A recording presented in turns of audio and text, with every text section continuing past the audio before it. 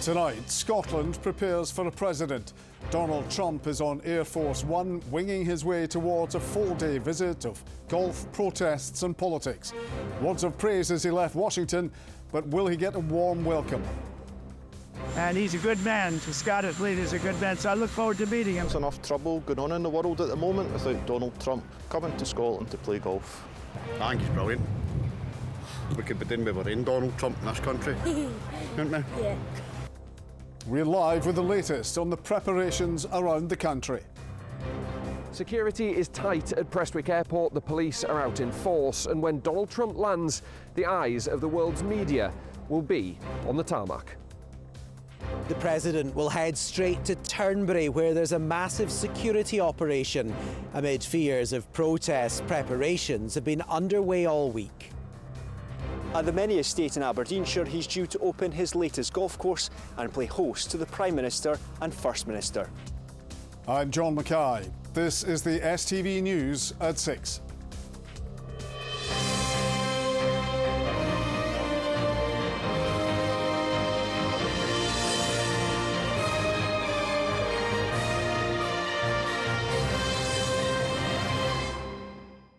Good evening. Prestwick Airport is on standby. The President of the United States, Donald Trump, will touch down this evening before heading to Turnberry to have dinner with the Prime Minister, Keir Starmer. It's the start of a four-day visit, during which he'll also visit his golf course in Aberdeenshire and meet the First Minister, John Swinney. As he left Washington this afternoon, he said he has a lot of love for Scotland. His visit is attracting crowds and an enormous security operation. In a moment, we'll hear the latest from Prestwick Airport and the President's two golf courses. But first, this from our political reporter, Laura Alderman. Hoping to swap questions over Gaza and Ghislaine Maxwell for golf. Donald Trump is now on his way to Scotland for a four-day trip, his first since being elected President of the United States for the second time. We're now heading to Scotland. I'm meeting with the Prime Minister of UK. Keir Starmer and Trump are braced for a good time, according to the President, as they visit his world-class Turnberry golf resort in South Ayrshire, followed by a trip to his new one in Aberdeenshire. We have a lot of things in Scotland. I have a lot of love. My brother was born in Scotland, and he's a good man. The Scottish leader's a good man, so I look forward to meeting him. That's all set up, right? A tight ring of security will be wrapped around the President, with roads near Turnberry restricted. Preparations for this private trip has garnered a mixed public reaction. We can't get down to Turnberry Beach or that because of one man, the man who thinks he's God and who everybody else apparently in America thinks he's God. I think he's brilliant. Yeah. We could be doing with our own Donald Trump in this country, couldn't we? Yeah. There's enough trouble going on in the world at the moment without Donald Trump coming to Scotland to play golf. What can you do? He is the President of America, so what can you do? I'm waiting and I'm coming so I can go down there. I'll pint with him. For regulars here this morning, it was a round of golf with a difference. Actually quite surreal. It's very sterile, very quiet. Today I think there was two to four police officers in every tee, so it was actually quite nervous playing in front of an audience. The Trump organisation's been fantastic for the golf course, the hotel. That's a view shared by others in the area, like John, who was a chauffeur at Turnberry and met Donald Trump many times. It's totally different from what you see in the television, and his knowledge of building materials was unbelievable.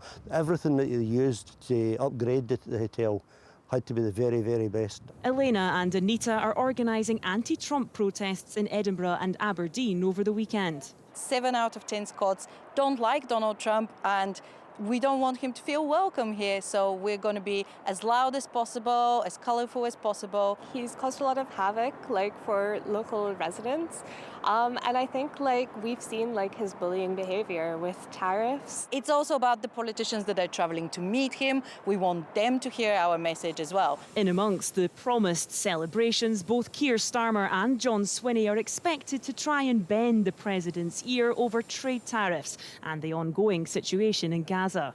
It's important that we use this opportunity to make sure that Scotland's voice is heard on the issues that matter to us domestically, and also on the issues and the concerns that we all have about the international situation, particularly about the suffering that is going on in Gaza at this time. The deal that we have managed to secure with the US means that we have lower tariffs on whisky sales than other countries have on their drinks products going into the US. Waiting for the Eagle to land, crowds outside Prestwick Airport seemed more interested in the plane than the President himself. Boeing 747-200 / the VC-25, which is a bucket list item for us plane spotters. We've came down from Fife to see President Trump come in for the first time. We've never plane spotted in air before. Really interested in a 747 because it'll be the first 747 I've ever caught in my 2 years of plane spotting. With his personal plane already on the tarmac, the stage is set for the President and his people. The only question is now, how will they be received in a country he holds so much affection for? Laura Alderman, STV News. Well, President Trump set off from Washington earlier this afternoon and is in Air Force One heading for Prestwick. Ollie Dickinson is there for us. Ollie, a VIP for the airport. That's right. Let me tell you, I've been on holiday from this airport on quite a few occasions, but today is something totally different. From the hundreds of police officers to the, frankly, thousands of those little yellow police cones on the streets around Prestwick to the near constant buzz of the police helicopter. That tells you that this is a big deal. Now, remember, just 4 US presidents have visited Scotland. Dwight Eisenhower in 1957, George W. Bush in 2005, Joe Biden in 2021, and now, for the second time, Donald Trump. And this is very much a global event, Ollie. Absolutely. The eyes of the world's media, indeed the eyes of the world, are going to be on that strip of tarmac behind me for the next couple of hours, waiting for Air Force One to land.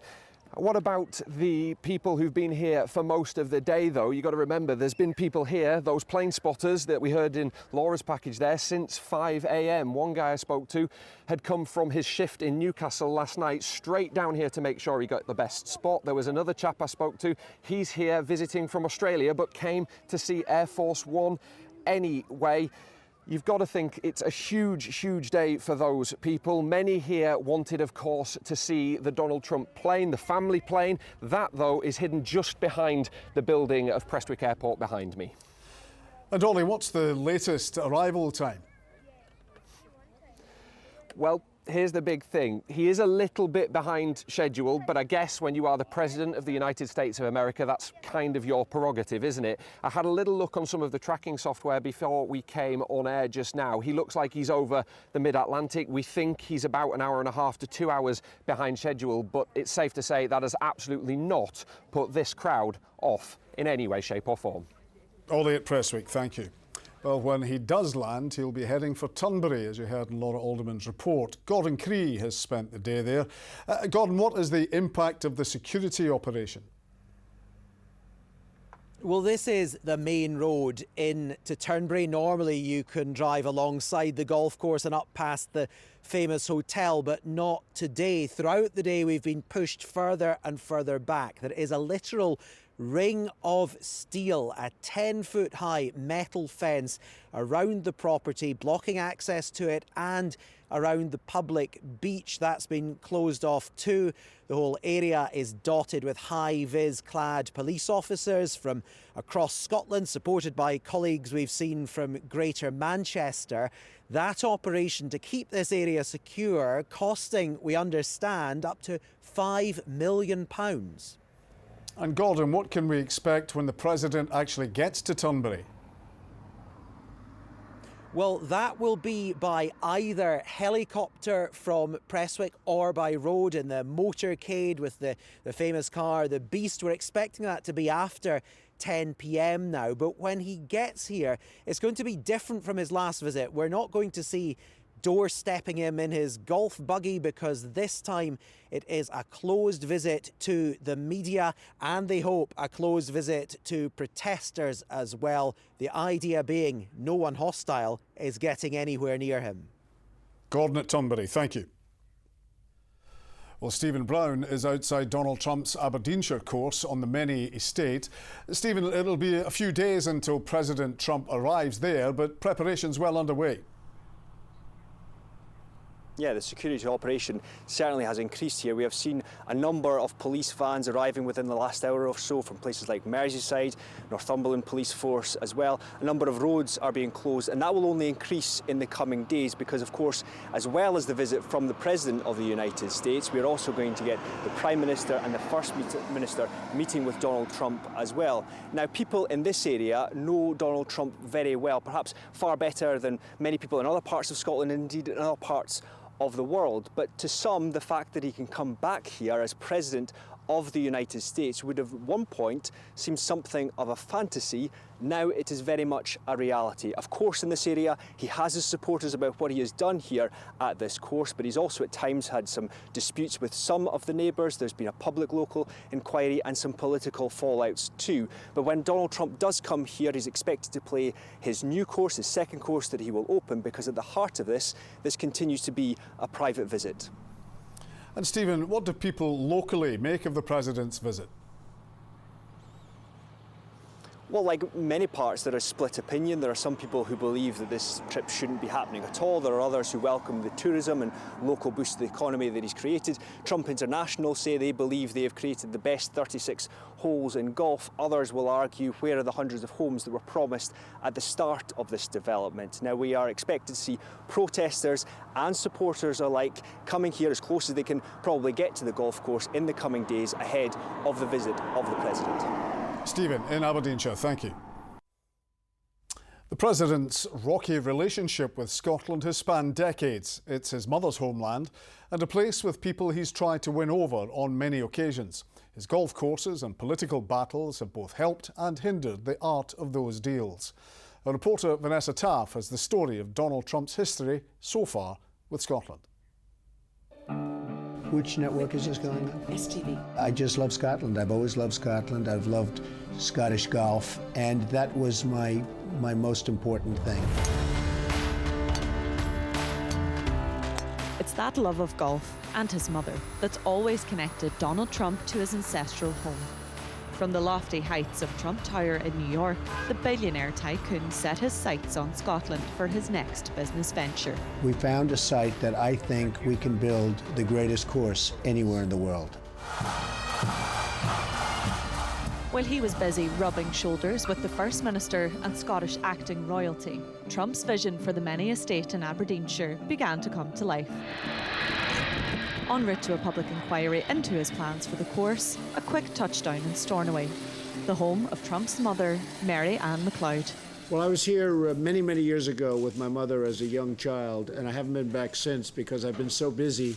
But my mother never lost her feeling for Scotland. She loved Scotland more than anything, and she loved Lewis and this whole area so much. She never forgot her roots. The return to the house where those roots took hold reportedly lasted less than 2 minutes. Donald Trump has come out all guns blazing, saying he'll take his £300 million golf resort elsewhere if there's local opposition to his plans. Those plans covered an area including protected sand dunes. Economic benefits of the luxury resort were enough to win over politicians, but the environmental concerns and land buying were the focus for locals. The man does not have the money to buy my house.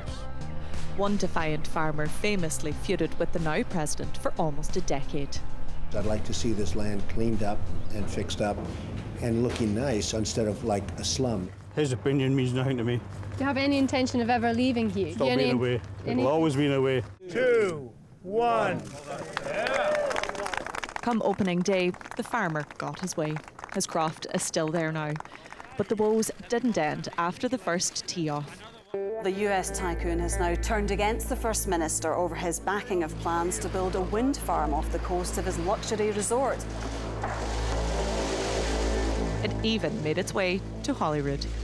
It's like the Academy Awards. We would start the hotel immediately if they dropped their wind farm. He had these choice words for his former friend and First Minister, Alex Salmond. Met Alex. Away from the handshakes, Thank you very much, sir. Outside, there was a more mixed reception.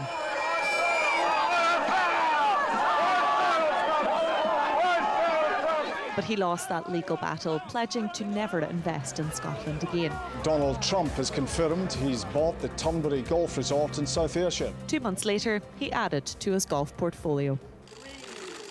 And its opening collided with the beginning of Trump's biggest chapter yet. I'll be announcing something on June 16th at Trump Tower in New York, and I think people are going to be very, very happy with that announcement. Good luck, everybody. I am officially running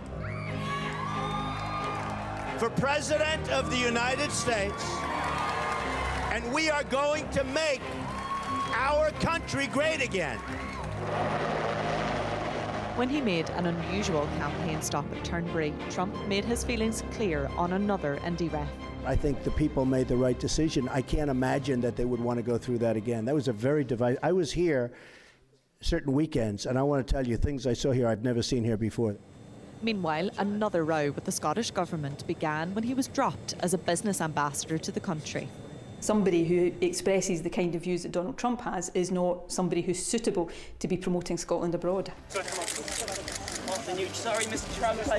Protesters are never far when the president visits these shores. Go pay your taxes!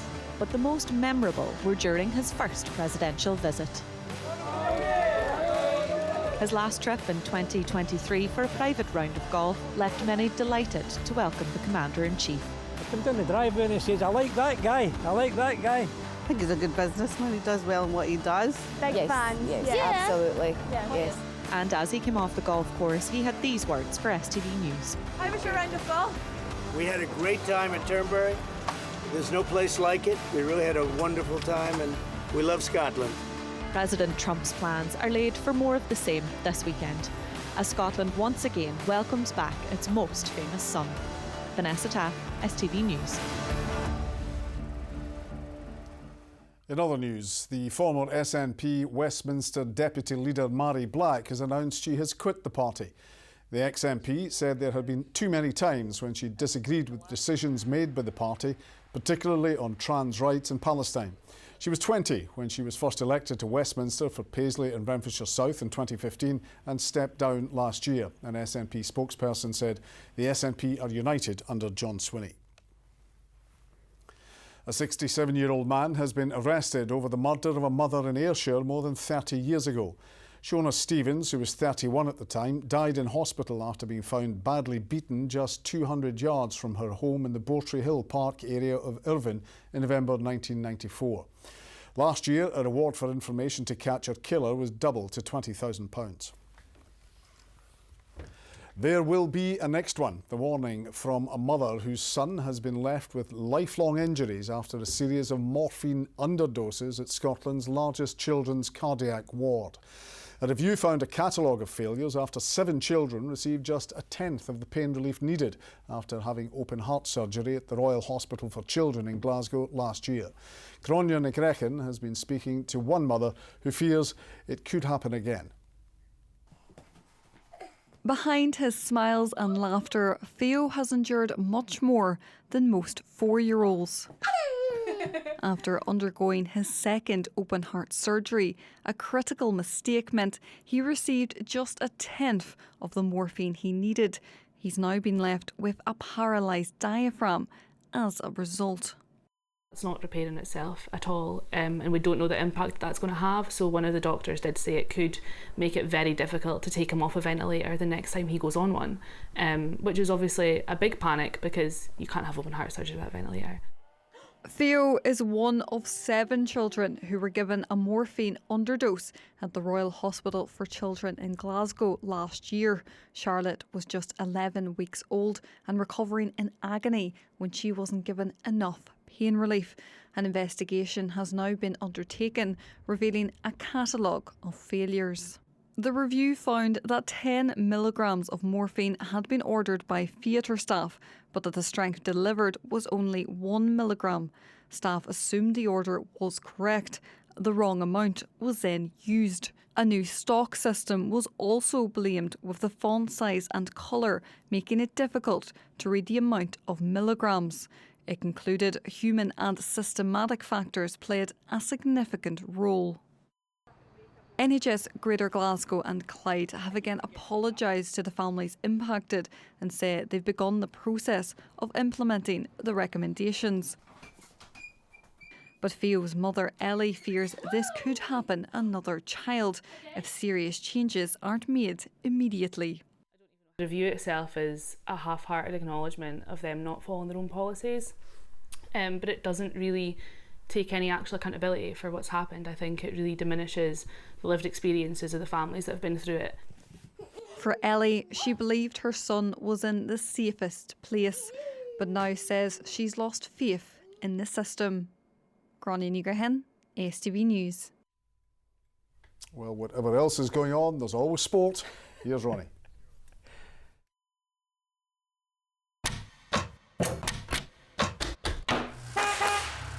STV Sport, sponsored by the C.R. Smith Summer Sale.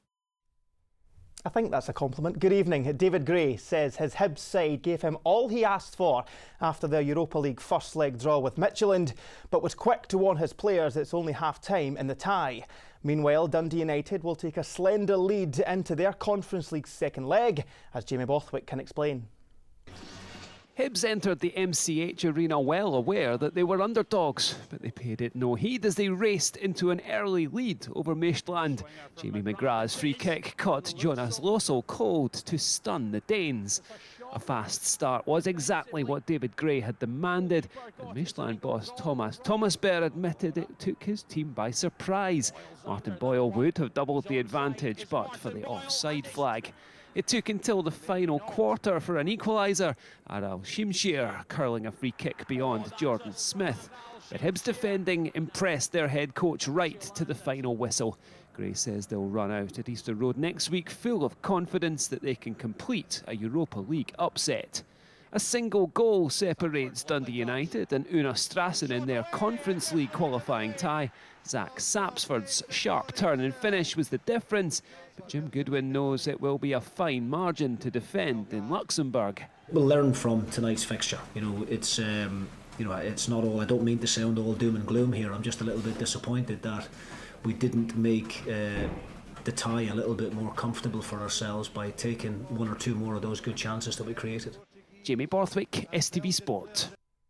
Ahead of Rangers' Champions League second leg against Panathinaikos next week, Joe Rothwell says they'll head to Greece in a commanding position and look to kill off the tie early. The midfielder made an impressive competitive debut at Ibrox as Russell Martin's men ran out 2-0 winners. The 30-year-old says the result is the first step on getting the club back to the very top. Obviously 2-0, it's a good scoreline, especially in this format. So, like I say, we'll obviously go out there and we won't be looking to defend it. We'll try and go out there and win the game and score as many goals as we can. We wanted to go out there and put a show on and really show how he wants to do things. And as I say, I think we managed to do that. Control the game as we like to do and come here to win things and take this club back to the top where they belong. Hamilton have been hit with a season-long transfer ban after failing to pay players on time last season. The club will not be permitted to register new senior players as punishment for issues surrounding wages and defaulting on tax obligations. Accies say it's another massive blow for the club. This comes after they were hit with a 15-point deduction last season, relegating them to League One. Now, after their 100% start in the League Cup, Partick Thistle boss Mark Wilson says he's relishing the challenge of proving doubters wrong this season, with many tipping the Jags not to be in the promotion hunt so far. Meanwhile, after the summer arrival, striker Tony Watt says he's back playing with a smile on his face and says he's got a special feeling about the campaign ahead. I think I'd much rather be in this position than the out-and-out favourites who's had the biggest budget, who are signing players left, right and centre. That's quite an often quite a difficult bridge to cross. What I can say about our squad is they're hungry, they're young, they've all got something to prove. They understand the landscape of this league and what's happening in the division. And I think combined with the support that Thistle carry as a club, we can be something really good this year. There's been times in football where I wasn't happy. You couldn't pay me enough money not to be happy again. You could offer me the world and happiness is the most important. I'm settled. It ticked every box, and I keep saying I've got a really good feeling about this, and I have, and it's not just lies, it's true. I've got a good feeling about this in terms of everything. Finally, cycling, and Oscar Onley finished 4th in the latest stage of the Tour de France to remain 4th overall. The man from Kelso is now more than a minute off a final podium finish in the prestigious cycling event, with the final 2 stages over the weekend.